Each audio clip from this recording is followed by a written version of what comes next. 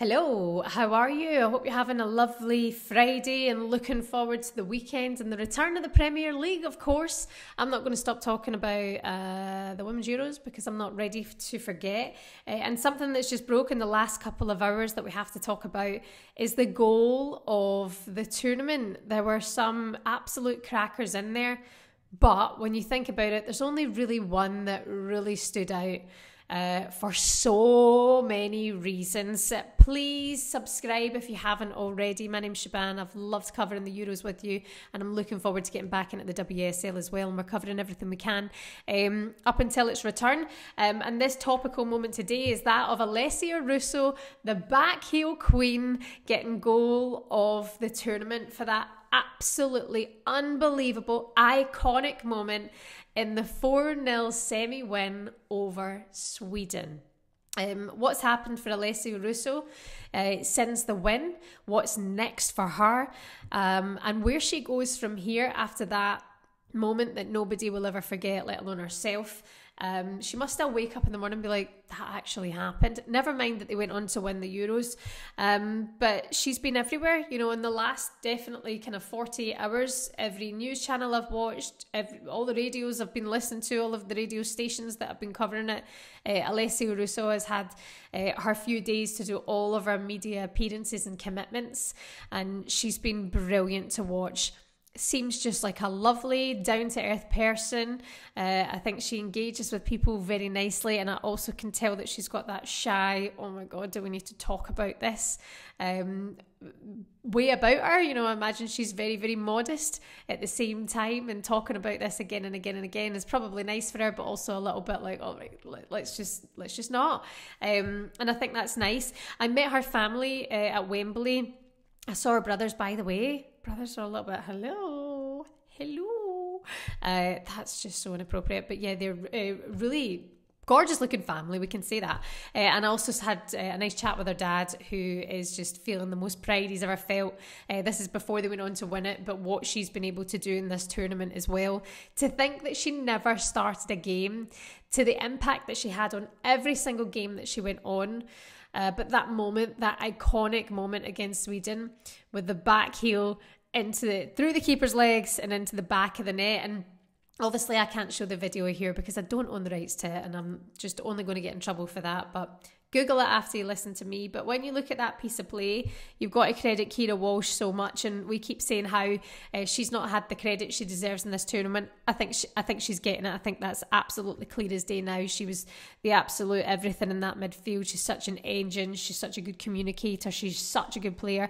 But Keira Walsh, to make that turn that she did, passed it up to Fran Kirby. Fran Kirby then gave it across to Alessia Russo, and Russo in front of goal puts it into the hands of Lindahl. It bounces back out.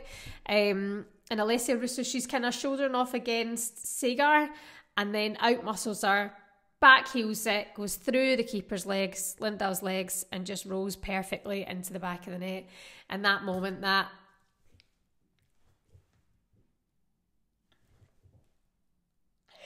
is the cutest thing I've ever seen. Not cute when I do it, but it was just an unbelievable moment. Nobody could believe it, and it felt like that for those brief seconds as well. When it happened, there was a moment at home when I was watching it. I wasn't at that game, and I was like, oh my god, she's not just done that. Is that just happened? There was that all reaction time building up to know that she's just done that. And I think we knew that Sweden was going to be a tough game for England.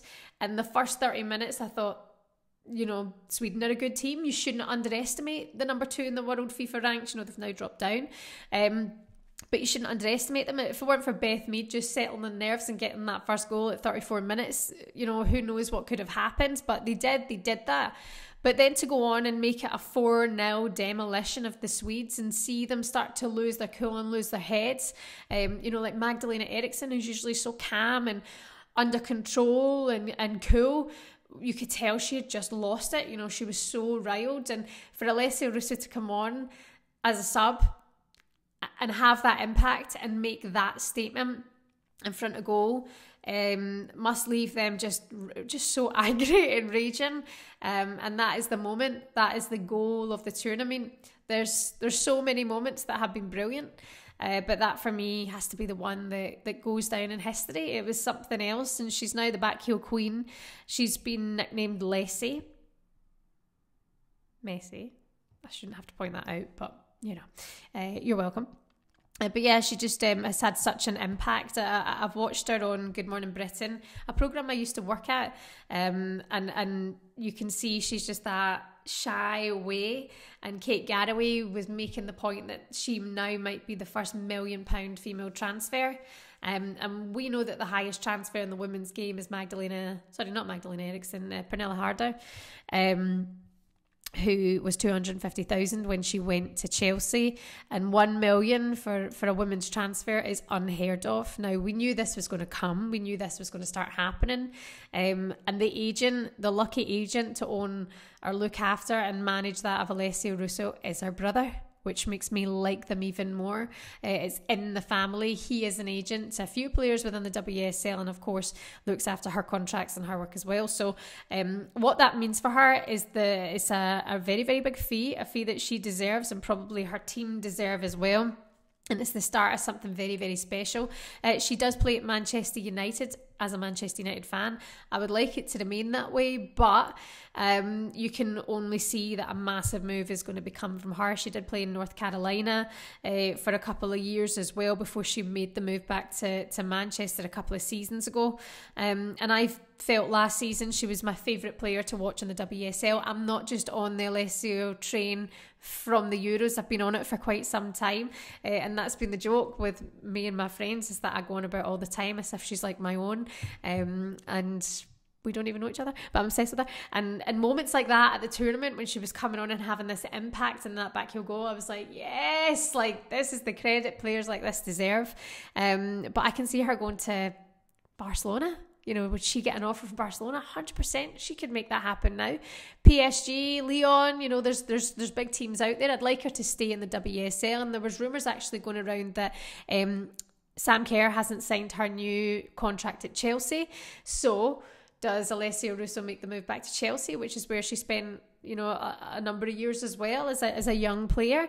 Emma Hayes and I had a chat at the game at Wembley, and the build up to it and after, and she said the pressure is on the likes of Alessia Russo to keep doing that moving forward, but you could tell there was this instant, you can't fault the player that she's been.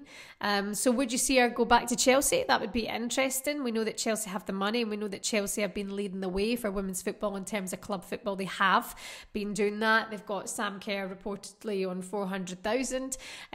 So what that would mean for like Alessia Russo, this club have done it before, so they could do it again, bringing in another star, bringing in another high earning player. Manchester United will really have to dig deep as well, but she could also make that move abroad because she's still so young. She's 23 years old. She's arguably got another 10, 12 years in her to keep going at the highest level with still so many little caps of our country under her belt, like 12, 13 caps, and to go on and win the goal of the season. No major surprise. Everyone can agree with it.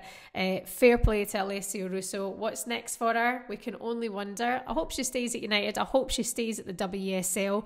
But the fact that now that moment for her in this tournament for her has gained her maybe the status of the first £1 million women's transfer is absolutely sensational. Also seen her in the cover of Times magazine wearing Victoria Beckham. That's the change that the women's game is going to have. Now everyone wants a bit of these sports stars, and we know that these commercial deals and these magazine covers is going to bring in that extra cash to these players as well. In terms of the pitch, we wait and see, but there's clearly only going to go one way. Always nice to sit and talk about Alessia Russo. I hope you agree with me. Was there a goal that should have been the goal of the tournament? Please let me know in the comments.